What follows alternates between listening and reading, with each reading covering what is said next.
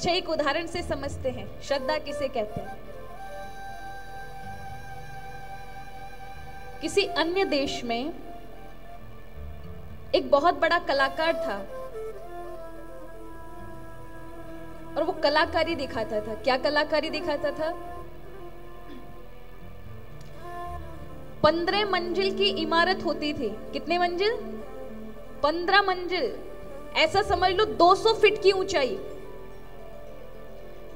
तो बीच में से सड़क जा रही होती थी, इस ओर एक 15 मंजिल की इमारत होती थी, इस ओर भी सड़क के उस पार भी 15 मंजिल की एक दीवार, एक इमारत खड़ी होती थी।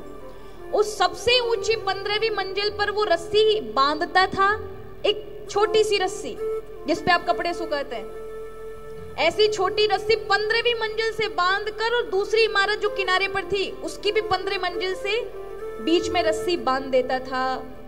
और नीचे सड़क हुआ करती थी जिसमें बड़े बड़े वाहन चलते थे, और वो उस पर 15वीं मंजिल से उस रस्सी पर चलता था। नीचे देखने वाले लोग आंखें फाड़ कर देखते थे, कहीं गिर ना जाए। 200 फीट की ऊंचाई से चल रहा है, और क्या उसका अभ्यास, किस प्रकार से अपने आप को साधना, क्योंकि ऊंचाई पर तो हवा का प्रेशर और ज्यादा होता है। लोग देखते थे, लाखों की भीड़ इकट्ठी हो जाती थी। वो 15वीं मंजिल से, इस मंजिल से और उस ओर की मंजिल तक जाता था। और जब वो उस मंजिल तक पहुंच जाता, लोग तालियां पीटते, बड़ा शोर मचाते, सीटियां बजाते। उस व्यक्ति जब देखा कि सब लोग सीटियां तालियां बजा रहे हैं, तो उस व्यक्ति ने माइक लिया और ऊपर से ऊंचाई से ही आवाज दी कि भैया अभी खेल खत्म नहीं हुआ है, अभी तो बहुत कुछ आपको देखना है। लोग बड़े आश्चर्य में देखते, अब ये क्या करेगा। उसने क्या किया, अपना 10 साल का बेटा अपने कंधे पर लिया और फिर से उस रस्सी पर, जो 15वीं मंजिल की सबसे ऊंचाई पर बंधी हुई थी, और दूसरी बगल वाली इमारत जो 15वीं मंजिल से उससे बंधी थी, उसी पर चल करके इतनी ऊंचाई से अपने बेटे को कंधे पे लेकर के, और उस एक रस्सी पर अपने पैर से चल रहा था। लोगों को डर लगा कहीं गिर ना जाए, 2 लोगों की हत्या हो जाएगी, 2 लोगों के प्राण संकट में पड़ जाएंगे। फिर उसका अभ्यास,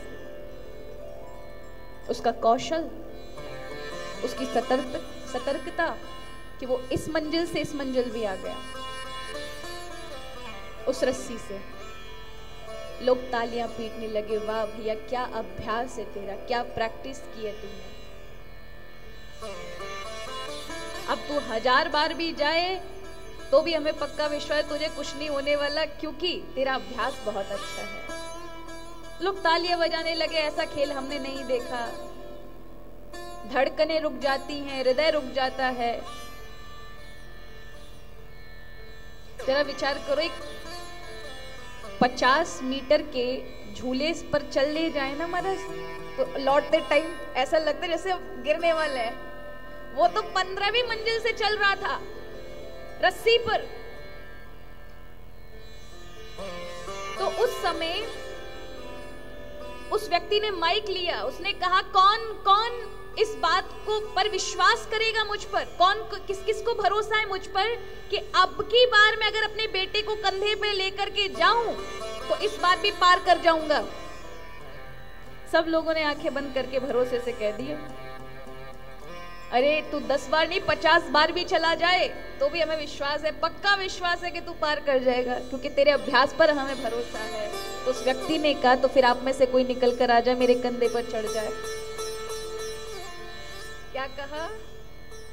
अगर इतना ही विश्वास है तो आप में से कोई एक व्यक्ति आए, मेरे कंधे पर चढ़ जाए, मैं लेके जाऊंगा।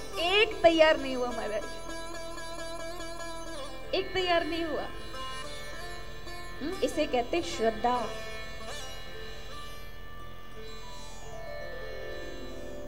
हम प्रभु की बातें, महिमा आदि कथा कीर्तन खूब सुनते हैं, बहुत सुनते हैं, लेकिन श्रद्धा प्रभु को चाहिए, परम विश्वास। प्रभु भी उस व्यक्ति की तरह तैयार बैठे हैं कि आप में से बैठ जाए कोई भी भक्त मेरे कंधे पे, मैं उसको जीवन भर लेके चलूंगा, किसी प्रकार की कोई कष्ट नहीं आने दूंगा। लेकिन हम में से कोई तैयारी नहीं होता प्रभु के कंधे पर बैठने के लिए, कंधे पर बैठने के लिए। कोई एकादि विरला भक्त तो होते हैं महाराज जो बैठ जाते हैं ठाकुर जी के कंधे पर, कहते हैं कि प्रभु जो चाहे सो होई, हम तो तेरे ही भरोसे हैं। बैठ जाते हैं नरसिंह जी, बैठ जाती है मीराबाई, बैठ जाते हैं कबीरदास जी, बैठ जाते हैं सूरदास जी, नरसिंह जी, जिनको विश्वास है मेरे प्रभु जो मेरे लिए करेंगे अच्छा ही करेंगे, मुझे नहीं, मेरे प्रभु चला रहे हैं ना। जैसे उस कलाकार का बेटा आंख बंद करके बैठ गया कि मेरा पिता मुझे बैठ के लेके जा रहा है बिठा करके, वो मेरा अहित नहीं चाहेगा। तो प्रभु पे भी ऐसा ही अटूट विश्वास होना चाहिए, प्रभु को ऐसी श्रद्धा चाहिए। तो जो हरि के होंगे ना वो तो कथा में आ जाएंगे, जिनकी अटूट श्रद्धा होगी और जिनको लगा होगा कई वर्षा ना पड़ जाए दोबारा से, तो वो रह जाएंगे अटके हुए महाराज।